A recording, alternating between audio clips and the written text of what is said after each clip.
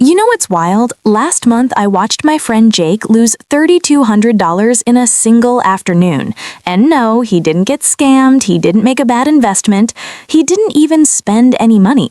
He just made a decision. A completely normal decision that millions of people make every single day without thinking twice about it. Here's what happened.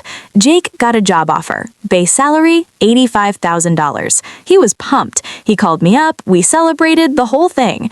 3 days later, another company reached out. They wanted to interview him. And you know what Jake said? Nah, I already accepted the other offer. I'm good. That second company, they were planning to offer him $92,000. Jake will never know that, but over the next 5 years, that one decision, that one moment of not negotiating, not exploring, not having the conversation will cost him over $35,000 in lost income, not counting the compounding effects on his 401k match, his future raises, nothing. And this is the part that keeps me up at night. Jake thinks he's doing fine financially. He's not reckless. He's not overspending. He's actually pretty disciplined with his budget, but he's hemorrhaging wealth in ways he can't even see. My name is RP, and I spend way too much time thinking about why smart people stay broke.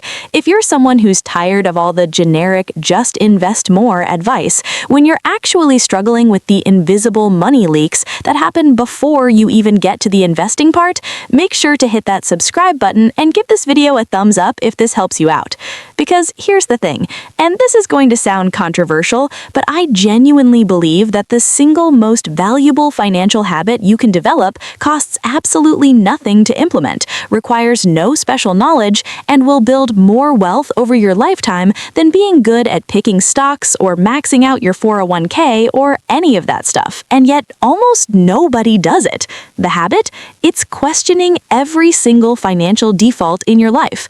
Now, I know what you're thinking. RP, that sounds like some vague self-help nonsense. But stay with me, because when I actually break down the math on this, it's going to blow your mind. Look, we live in a world that's specifically designed to make you accept defaults. Your employer sets a default 401k contribution. Most people never change it. Your credit card company sets a default interest rate. Most people never negotiate it. Your insurance renews automatically at a higher rate. Most people just pay it. Netflix raises their price. You keep paying. Your salary gets set in your initial offer. You accept it and never bring it up again. And here's what most people don't realize. These defaults aren't random. They're not set in your favor. They're set in the favor of whoever's setting them. That's not even a conspiracy theory. It's just basic economics.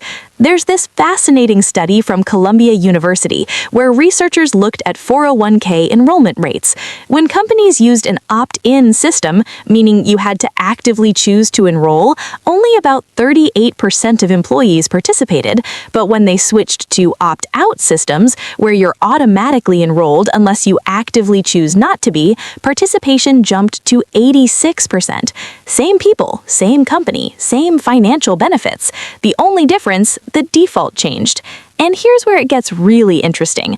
When those researchers dug deeper, they found that the people who were auto-enrolled often ended up with whatever default contribution weight was set, usually 3%, even when their company matched up to 6%.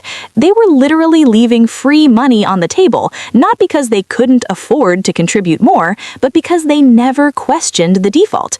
That study estimated that the average worker who never adjusts their default 401k contribution will retire with approximately $175,000 less than someone who spends 15 minutes optimizing it.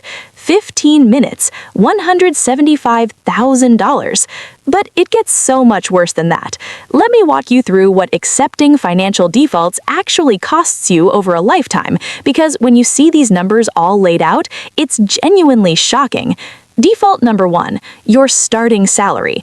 According to a study by George Mason University, 76% of people accept the first salary offer they receive. They don't negotiate, they don't counteroffer, they just say yes. Now, here's the thing. Most hiring managers expect you to negotiate. They're literally budgeting for it. The initial offer is almost never their best offer.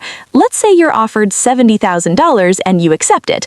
But if you had negotiated even just a modest 7% increase, you'd start at $74,900.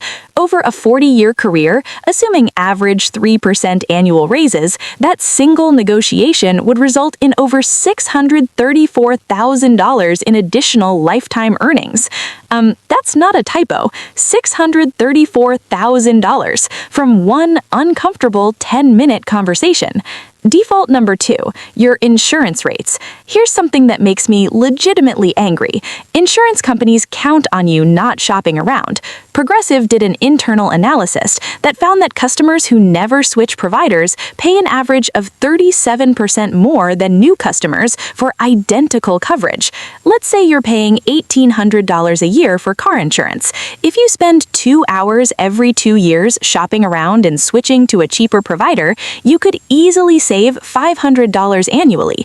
Over 30 years of driving, that's $15,000. And that's just car insurance. Add in homeowners or renters insurance, you're looking at another $8,000 to $12,000 in potential savings. Default number 3, your subscription services. This one's insidious because it feels so small. The average American has 4.5 subscription services they're not actively using. Streaming services, gym memberships, app subscriptions, premium software they signed up for during a free trial. Let's be conservative and say that's $45 a month in subscriptions you don't use. That's $540 a year.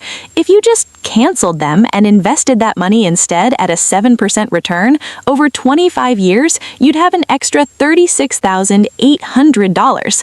But here's what kills me. It's not that people can't afford to lose $36,800. It's that they genuinely don't realize they're losing it. The money just vanishes automatically because they accepted the default of auto renewal. Now, you might be thinking, okay, RP, I get it. Defaults are expensive, but why don't people just change them? And this is where we need to talk about the psychology, because it's not that people are stupid, it's that our brains are wired in ways that make accepting defaults feel safe. There's this concept in behavioral economics called status quo bias. Basically, humans have an overwhelming preference for things staying the same. Change feels risky even when the status quo is objectively bad for us. There was this study, I think it was out of Princeton, where they gave people a choice between keeping their current internet provider or switching to a new one that was $15 cheaper per month with identical service. You'd think everyone would switch, right? But only 41% did. The majority literally chose to pay more money for the same thing simply because switching felt like effort. And here's the kicker. When they interviewed the people who didn't switch, most of them couldn't even explain why. They just didn't. This is what we're up against. Your brain is actively working against your financial interests because questioning defaults requires cognitive effort, and your brain is lazy. It wants to conserve energy. It wants autopilot. So here's what the actual habit looks like in practice. And I want to be really specific here, because question your defaults sounds abstract until you know exactly what I mean. Every single month, I literally put this on my calendar. I spend 1 hour doing what I call a default audit. Here's what that looks like. I pull up all my recurring charges, every subscription, every insurance payment, every bill, and I ask 3 questions. Am I actively using this? Is this the best rate available? And did I choose this, or did I just accept what was given to me? If the answer to question 1 is no, I cancel it immediately. No, I might use it later. If you're not using it now, you won't use it later. If the answer to question 2 is I don't know, I spend 15 minutes researching. I call the company. I shop around. I negotiate. If the answer to question 3 is I just accepted it, I dig deeper. Why did I accept it? What would happen if I changed it?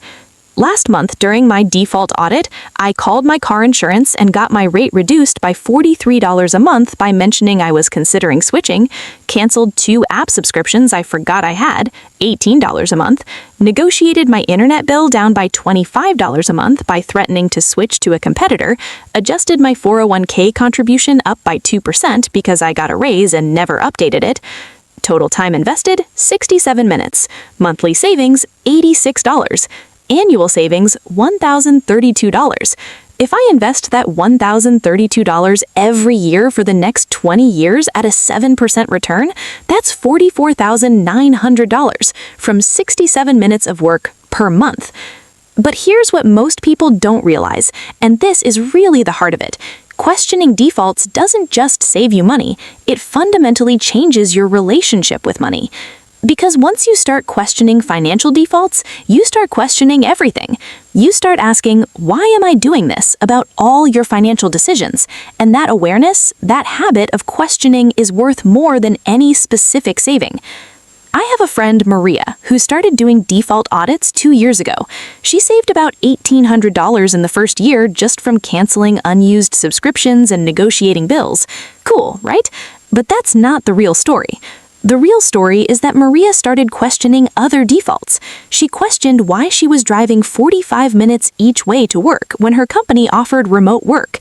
She questioned why she was eating out for lunch every day because that's what everyone does. She questioned why she had been with the same bank for 15 years, despite terrible interest rates.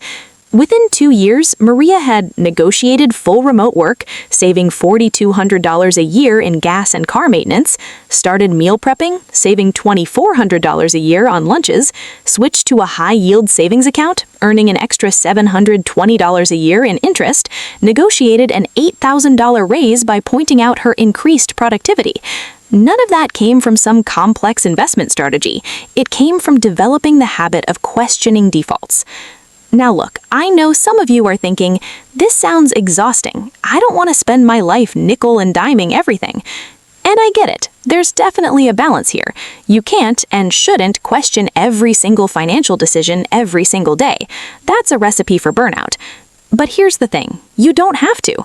Once you've done your initial default audit and fixed the big stuff, the maintenance is minimal. We're talking maybe an hour a month. That's it. And the mental shift, the habit of questioning rather than accepting, that becomes automatic. It doesn't feel like work anymore. It just becomes how you think.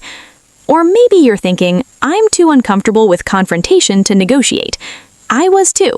The first time I called to negotiate my internet bill, I literally had notes written out because I was so nervous. But you know what? The customer service rep didn't care. They deal with this all day. They have a script for it. It's just business. And here's a secret. Most companies would rather give you a small discount than lose you as a customer. You have way more leverage than you think.